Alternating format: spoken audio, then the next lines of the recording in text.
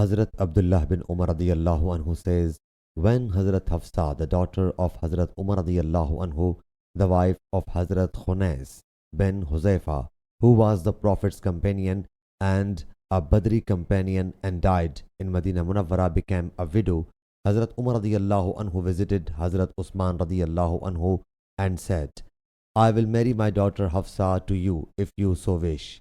Hazrat Usman radiyallahu anhu replied, I will think over it. He waited for many days, but at last he replied, I have no intention to marry so far.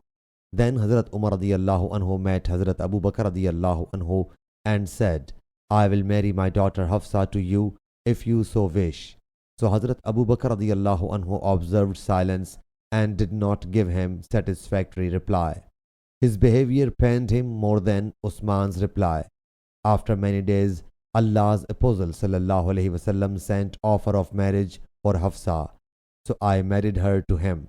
Later on, I met Hazrat Abu Bakr radiyallahu anhu. So he said, perhaps it might have irritated you when you intended to marry Hazrat Hafsa radiyallahu anha to me, and I did not give any response to you according to your will. I said, yes.